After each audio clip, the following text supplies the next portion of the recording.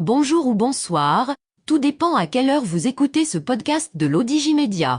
Notre expert invité, Najib Mikou, partage son avis et ses réflexions dans un article qu'il a intitulé « Face à une inflation dévastatrice, des mesures salvatrices ».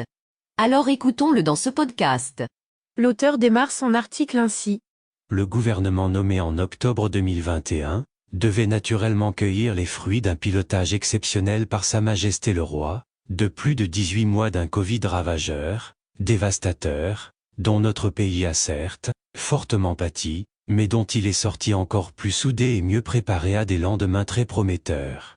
Ce mal d'ampleur inédite devait faire beaucoup plus de dégâts sociaux et économiques, mais l'art et la manière du souverain ont repoussé jusqu'à des frontières inimaginables auparavant, les pires menaces, toutes nos limites et notre capacité de résilience. Bien plus, ils ont offert à notre pays un capital compétences, efficacité, image et positionnement, inestimable. Le post-Covid s'annonçait donc dans une extraordinaire ambiance de symbiose, de victoire, de belle cohésion sociale, de fierté nationale, de grandes dispositions à réaliser des prouesses économiques, et d'achèvement d'un nouveau modèle de développement novateur et ambitieux. Mais à peine installé et mis en ordre de bataille pour honorer toutes les promesses et espérances, le gouvernement s'est retrouvé en un laps de temps record, face à une sécheresse inédite et aux effets collatéraux impitoyables d'une guerre entre superpuissances, dont une inflation inédite. Ce qui a fortement perturbé, brouillé tous ses choix, ses plans et son action. Par conséquent, au lieu de faire prendre au pays le cap pratiquement balisé, il s'est mis, contraint et forcé, à consacrer beaucoup d'énergie à gérer la dictature d'un quotidien inattendu. L'auteur poursuit son article ainsi. Malchance, loin s'en faut. La responsabilité publique ne se raisonne ni ne s'exerce selon la logique de l'horoscope. Il n'y a pas de bon ou de mauvais moment pour gouverner. Il n'y a que l'honneur et le privilège de servir le Maroc, à tout moment et en toutes circonstances, avec compétence, souci d'innovation, sens du devoir, don de soi et patriotisme. L'inflation importée s'est invitée avec fracas. Son taux atteint, et malheureusement allé bien au-delà de l'étranglement de la croissance économique recherchée et tant espérée, pour provoquer une flambée inédite des prix particulièrement, des produits de grande consommation, et son corollaire naturel, un grand malaise social. Au terme d'un an de multiples tentatives, rien n'est malheureusement parvenu à la juguler. Bien au contraire, elle continue de galoper. Ni les baisses importantes des prix de produits et services sur les marchés internationaux, ni les relèvements successifs du taux directeur, ni le doublement du budget de la caisse de compensation, ni les soutiens directs en plusieurs milliards de dirhams au transport des marchandises, ni les contrôles réguliers des prix. Ce qui interpelle sur la compréhension faite de la situation, sur les choix adoptés et sur la démarche préconisée pour y parvenir. Il faut se rendre à l'évidence que notre pays continuera à subir à l'instar de pratiquement tous les pays du monde, l'inflation importée, tant que les superpuissances persistent à agir sur les conséquences de cette inflation, et non pas sur ses véritables causes, que sont principalement la guerre en Ukraine et les sanctions infligées à la Russie, dont elles pâtissent elles-mêmes.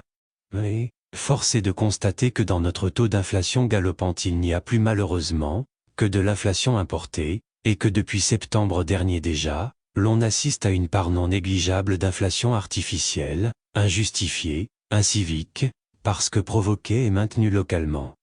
L'auteur précise ainsi.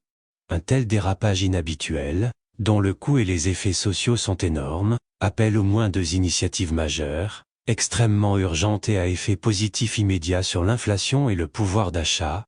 Les pouvoirs publics devraient s'activer à tout mettre en œuvre pour neutraliser totalement la part d'inflation incivique, purement et simplement fomentée par des opérateurs prédateurs, capables du pire collectif au profit de leurs stricts intérêts individuels.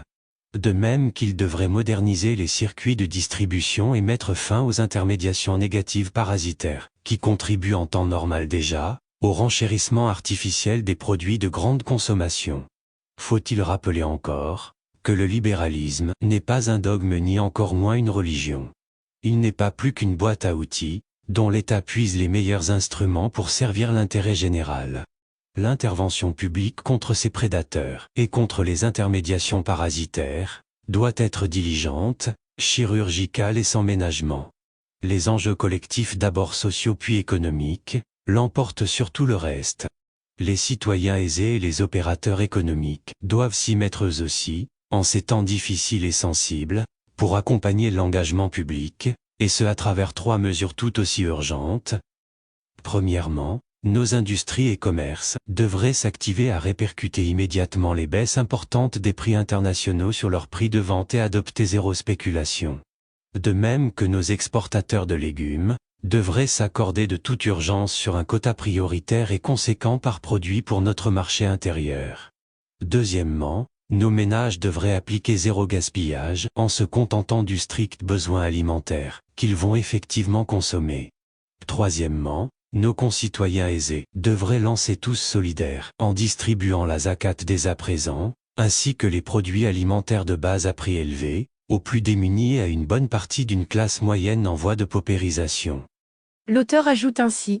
Outre ces mesures, et afin de transformer les menaces économiques et sociales de l'inflation importée, en chance pour notre pays, les organes de l'État, concernés directement par la crise actuelle, devraient plutôt mettre en commun leurs compétences et leurs énergies, pour parler d'une même voix et soutenir la prospection diligente des opportunités offertes à l'échelle internationale, le recentrage de nos choix stratégiques et de l'effort financier public considérable dans le domaine agricole, particulièrement vers l'extension de nos bassins de production céréaliers et oléagineux, au-delà de nos frontières, la mise en marche et le soutien à très grande échelle, d'une agriculture familiale et vivrière, et d'une économie sociale et solidaire, réinventée et rénovée, l'amélioration significative de notre productivité et de notre compétitivité dans des branches focales de notre agriculture, la forestation massive. L'activation diligente de tous les moteurs et propulseurs de croissance en notre possession aujourd'hui, tels que la nouvelle charte d'investissement, le portefeuille des investissements publics, le fonds Mohamed VI, les plans de développement des régions, les IDE, l'industrialisation accrue, nos viviers naturels et traditionnels avec l'agriculture, de création d'emplois et de croissance que sont le tourisme, l'habitat, l'agro-industrie, l'artisanat et le textile. Une mobilisation accrue pour tirer immédiatement le meilleur profit de la ZLECA, zone de libre-échange continentale africaine, aussi bien en matière d'échanges commerciaux que d'investissements croisés dans de multiples domaines d'intérêt commun. L'activation de triangles d'or, d'investissement, de production et d'exportation entre partenaires solides et fiables, qui capitaliseront sur nos multiples ALE et s'engageront dans des secteurs d'intérêt commun déjà identifiés, tels que l'énergie, l'eau, l'agriculture, l'agro-industrie, le transport maritime, les engrais, le tourisme, les télécoms, l'habitat, la finance, l'assurance, les infrastructures.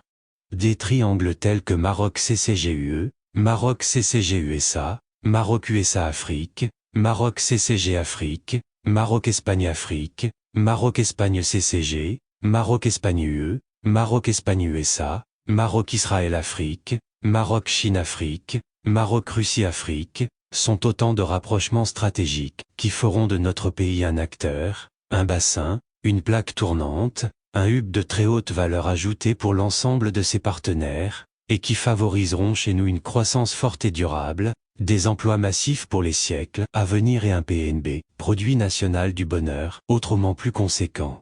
L'auteur insiste sur le fait que, en ces moments de grandes incertitudes qui planent sur le monde, il est permis pour notre pays, sans grand risque d'erreur, de baser ses visions et son action sur au moins 4 grandes certitudes.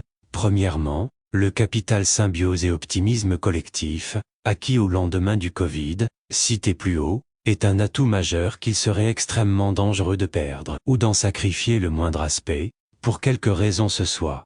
Rien, absolument rien ne doit être ménagé pour le protéger très jalousement, quel qu'en soit le prix. Deuxièmement, rien n'empêche dans le cas Maroc, une croissance forte qui cohabiterait avec une inflation strictement importée.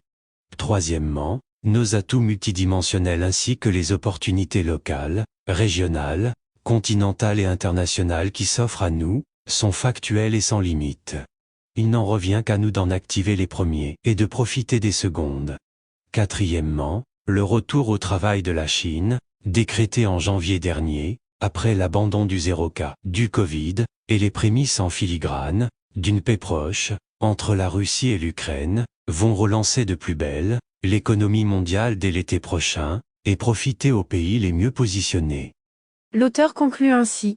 Rien ne justifie ni panique ni sinistrose ni langage déprimant. La vague de la crise sera bientôt derrière nous et demain sera meilleure. Les projections, les actes et les mots devraient dorénavant aller dans ce sens avec la conviction et la détermination requises. Rédigé par Najib Mikou et lu par l'intelligence artificielle de l'Odigimédia. Merci d'avoir écouté ce podcast de l'Odigimédia, ce bouquet de supports numériques, portail, magazine mensuel connecté, web radio et web TV. N'oubliez pas de télécharger notre application l'Odigi Mobile sur Play Store et de vous abonner à notre chaîne YouTube l'Odigi TV. Vous pouvez, aussi, nous suivre sur nos réseaux sociaux, Instagram, Facebook, TikTok, LinkedIn et Twitter. Ou encore, vous inscrire sur notre newsletter quotidienne à partir du portail lodigi.ma. Alors, on se dit au prochain podcast de nos experts invités. Et à très bientôt, si et seulement si vous le voulez bien.